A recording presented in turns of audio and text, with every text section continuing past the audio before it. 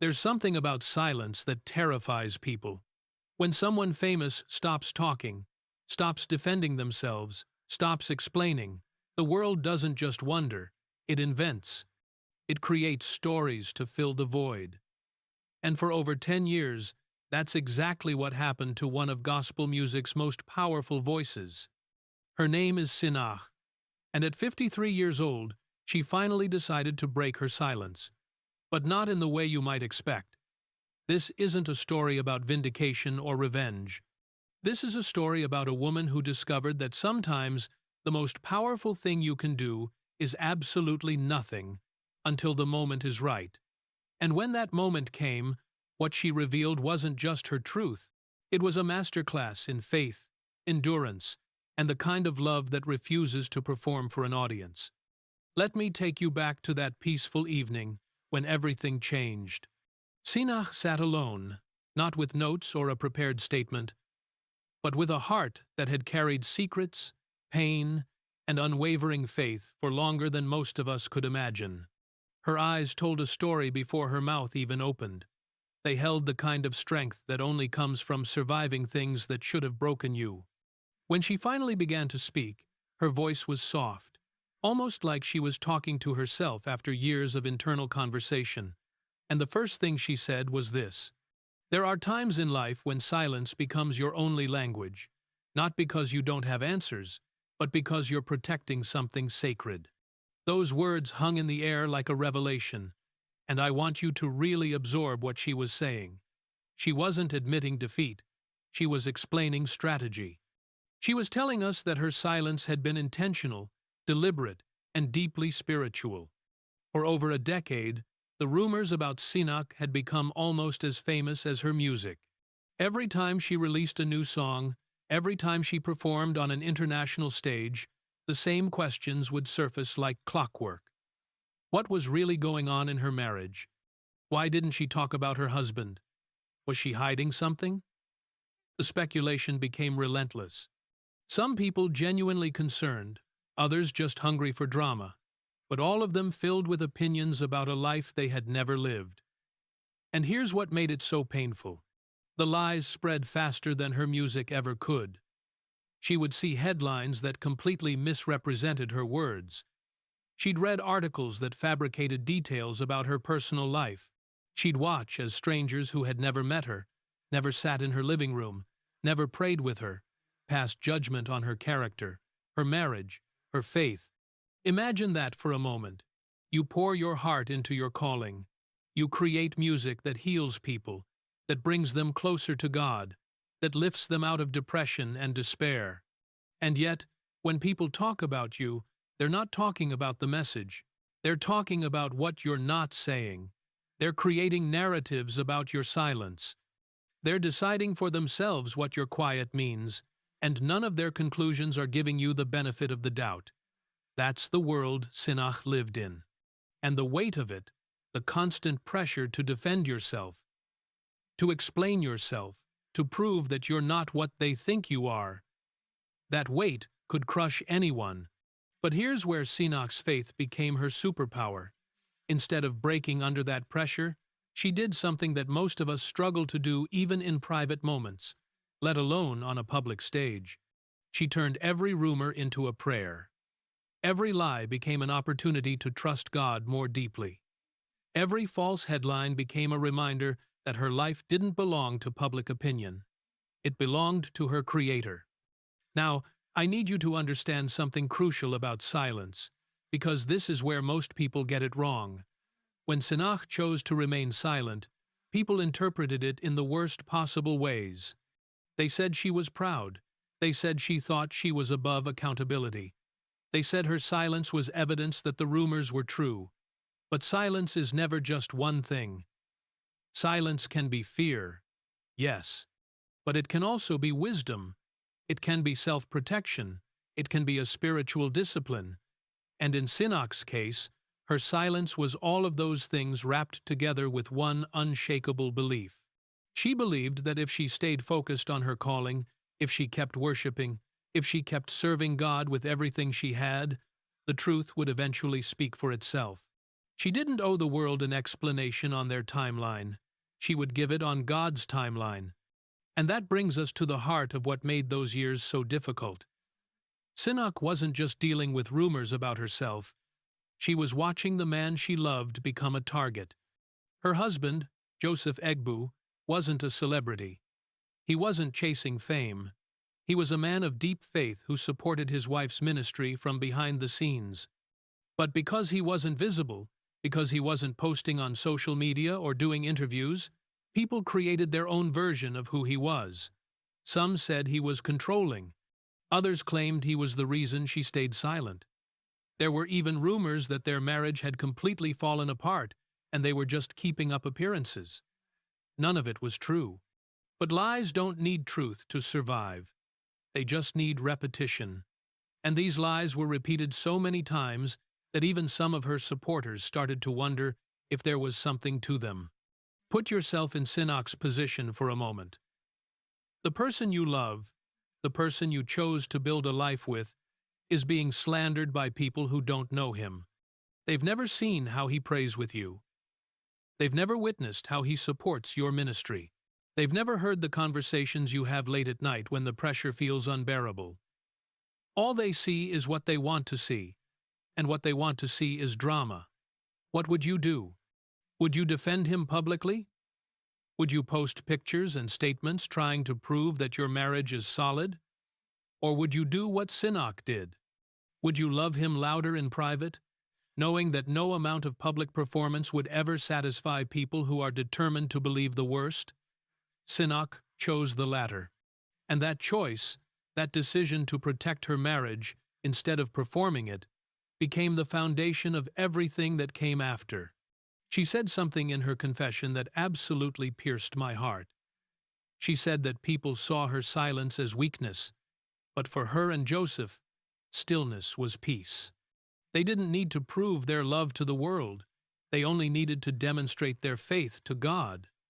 Let me repeat that because it's so easy to miss the depth of what she's saying. She's telling us that her marriage was never meant to be a public spectacle. It was a sacred covenant between her husband, and God. And she refused to let the world's appetite for information violate that sacred space. That takes courage. That takes a level of spiritual maturity that most of us are still reaching for. Because our instinct when we're attacked is to defend. Our instinct when we're misunderstood is to explain. Our instinct when lies are spreading is to fight back with truth.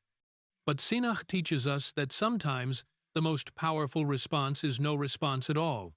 Now, let's talk about what was really happening behind the scenes during those silent years, because this is where the testimony gets even more powerful. While the world was speculating about whether her marriage was falling apart, Sinach and Joseph were actually fighting a completely different battle. They were struggling with infertility. For years, they wanted a child. They prayed for a child. They believed God for a child. And month after month, year after year, that prayer seemed to go unanswered. Can you imagine the emotional weight of that? You're watching other couples around you celebrate pregnancies and births. You're attending baby dedications at church, smiling through the pain, worshiping through the disappointment. And all the while, strangers are writing articles about your marriage problems that don't even exist, completely oblivious to the real struggle you're carrying.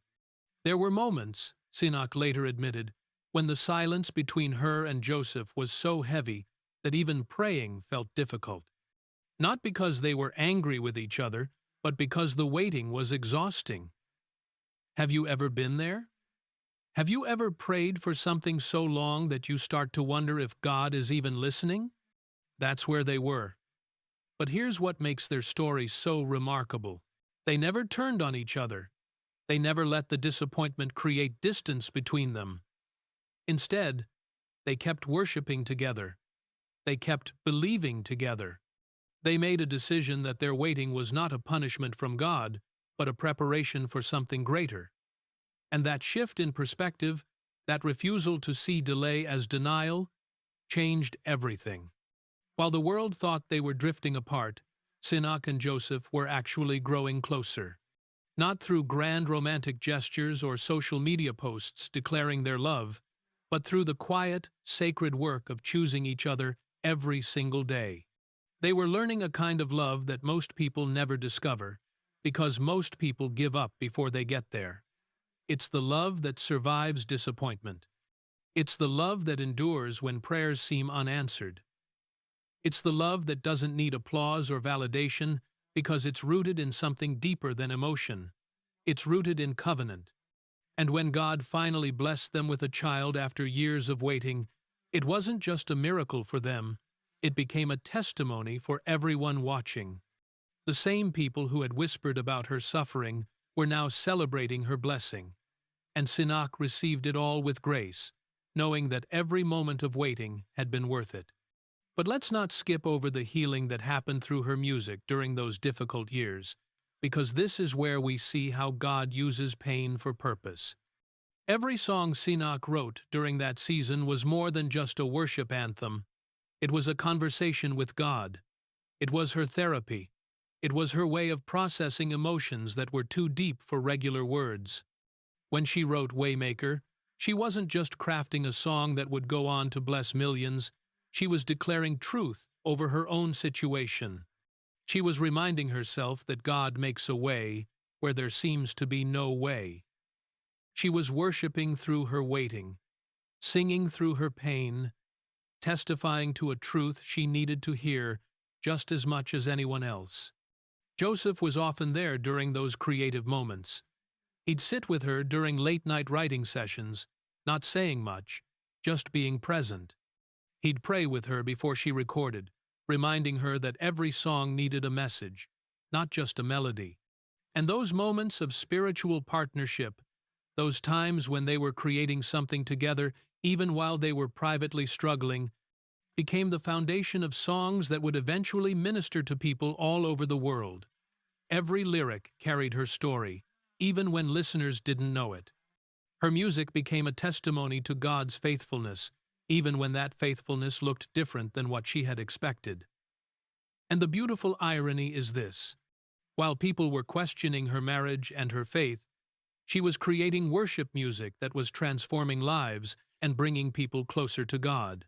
The very thing that was causing her pain became the platform for her purpose. Think about how often God works that way in our lives. The thing that hurts the most, the thing we wish we could escape from, often becomes the very thing He uses to shape us and position us for greater impact. Sinach's years of silence weren't wasted. They were investment. They were preparation. They were the crucible in which her faith was refined and her character was strengthened. And when she finally emerged from that season, she didn't just have a story to tell. She had a testimony that could withstand scrutiny because it had been tested by fire. So why did Sinach finally decide to speak after all those years? What changed? It wasn't that the rumors had gotten worse. It wasn't that she finally broke under the pressure. It was simply that the time was right. She had reached a place in her life where she understood something profound. God's promises don't need to be defended. They eventually prove themselves. At 53, she looked back on her journey and saw clearly what she could only trust blindly before. Every rumor had been turned into a testimony. Every lie had become an opportunity to showcase God's faithfulness. Every moment of silence had been preparing her for this moment of truth. And when she finally opened up about her marriage, about Joseph, about their struggles with infertility, about the years of waiting and the miracle that finally came, she didn't speak with bitterness. She didn't speak with a desire to prove anyone wrong. She spoke with grace, with gratitude, with the kind of peace that only comes from knowing that God was in control the entire time. She said something in her confession that I keep coming back to. She said, "Yes, I heard it all, and I chose peace." Let that sink in for a moment. She heard every rumor. She saw every headline. She knew exactly what people were saying about her, but instead of letting it destroy her, instead of letting it consume her thoughts and steal her joy, she used it as a reminder of who she truly was. Not who they said she was, not who the rumors made her out to be, but who God said she was. She fought for peace, not for attention. She worked to stay faithful, not to appear perfect. And that distinction is everything, because when you're fighting for peace, you're not wasting energy on battles that don't matter. You're preserving your strength for what does matter. Your relationship with God, your marriage, your calling, your purpose. Sinach made it clear that the journey wasn't easy. There were nights when the weight of being misunderstood felt unbearable. There were moments when she wanted to scream the truth from the rooftops, just to make the whispers stop. There were times when watching lies spread faster than her music felt like a personal attack on everything she stood for. But through it all, she kept returning to one central truth. Her life didn't belong to public opinion. It belonged to God. And if God was satisfied with her faithfulness, then that was enough. She didn't need validation from people who didn't know her story. She didn't need approval from strangers who had never walked a day in her shoes. She just needed to stay faithful to the call God had placed on her life. And here's what I love about the way she finally chose to tell her story.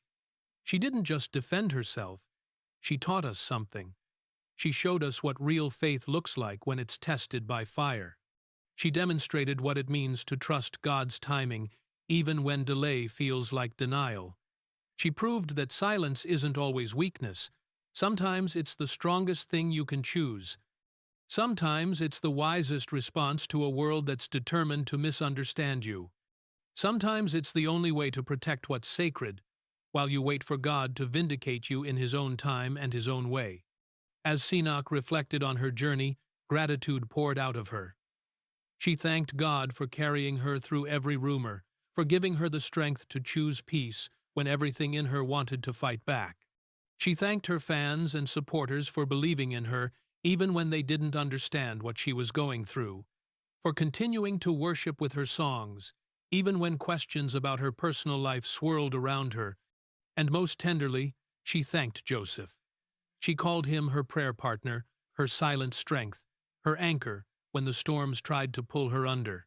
She acknowledged that no man is perfect, but Joseph was God's choice for her. And in that simple statement, she reminded us that God's assignments don't come with the world's approval.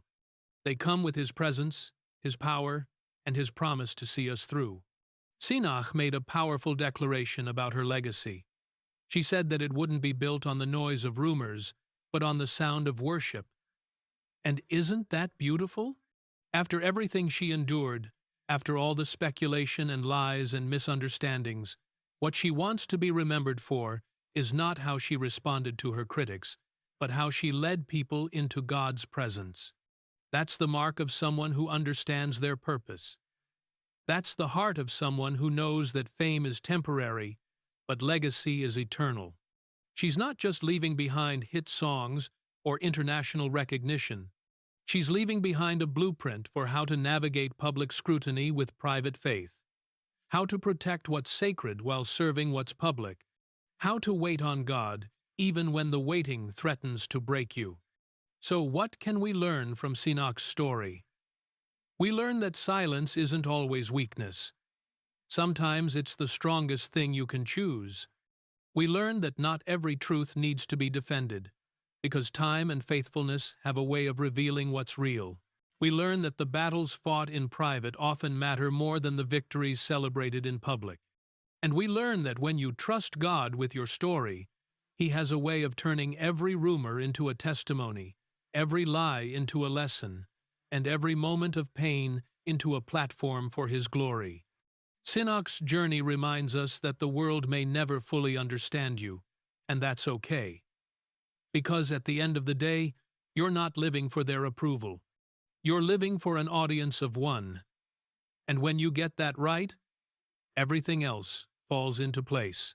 Sinach's journey reminds us that the world may never fully understand you, and that's okay. You're not living for their approval. You're living for an audience of one. And when you get that right, when you truly grasp that your life is meant to please God and not placate people, everything else falls into place. The opinions that once felt crushing become background noise. The rumors that once kept you up at night lose their power. The need to defend yourself fades because you know that your defender is greater than any accuser. Sinach lived this truth for over a decade before she spoke it out loud. And now that she has, her story stands as a testament to what happens when faith outlasts criticism. When love endures beyond understanding, when silence proves more powerful than all the words that could have been said. This is the legacy she's building. Not perfect, but real. Not without struggle, but ultimately victorious. Not absent of pain, but full of purpose. And that's a legacy worth celebrating.